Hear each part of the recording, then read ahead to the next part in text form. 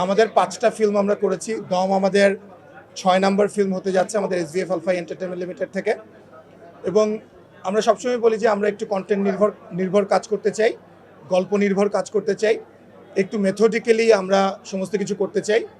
তো আমার কাছে মনে হয় যে এখন পর্যন্ত যতগুলো সিনেমা করেছি, এই সিনেমাটায় আমি আসলে সবচাইতে বেশি এনজয় করছি। এটার একটা কারণ হচ্ছে আমরা যে মেথডের কথা বলি, আমরা যেইভাবে একটা গল্প তৈরি হওয়া উচিত, যেভাবে একটা সিনেমা তৈরি হওয়া উচিত এবং সেটার জন্য যে প্রসেস, সেগুলা গত ২ বছর ধরে আমরা এই প্রসেসটার মধ্য দিয়ে যাচ্ছি।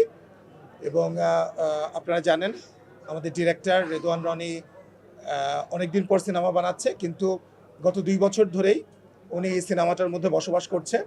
শুধু তাই নয়, আমার কাছে মনে হয় চঞ্চল ভাই, নিশো এবং আপনারা দেখলেন যে আজকে হয়তো আপনারা জানলেন যে পূজা চিরি যুক্ত হয়েছে, কিন্তু অ্যাকচুয়ালি এই প্রসেসটার মধ্যে পূজাও যাচ্ছিল অনেকদিন ধরেই।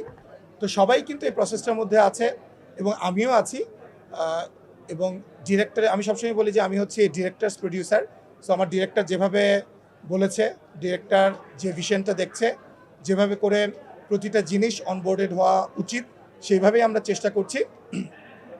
তো অবশেষে যেটা বললেন যে ফাইনাল পরীক্ষা, তো রেজাল্ট তো আসলে কী হবে সেটা আমরা জানি না, কিন্তু আপনাদেরকে আমরা এইটুকু জানাতে পারি যে আপনাদের মনে আছে হয়তো যে আমরা যখন তুফান করেছিলাম, তখন আসলে আমরা জানতাম না যে তুফানের মতো এত বড় সিনেমা বাংলাদেশে সেটার মার্কেট আছে কিনা, আমরা কিন্তু জানতাম না। সো আমরা অলওয়েজ রিস্ক টেকার, আমরা রিস্ক নিয়েছি এবং উই সাকসিডেড।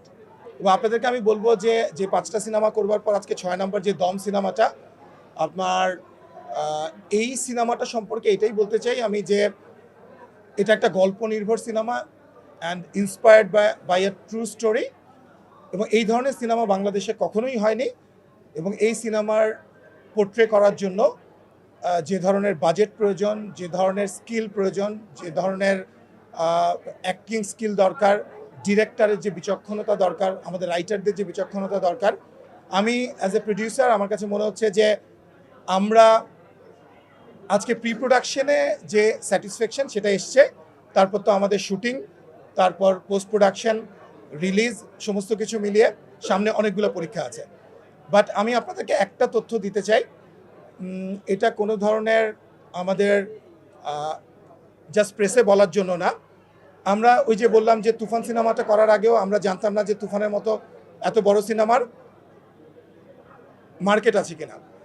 তো আমরা দমের এবং তারপরেই জেনেছি যে এত বড় মার্কেট আছে। এই কারণে কিন্তু আজকে দম নিয়ে আমরা সাহস করতে পেরেছি।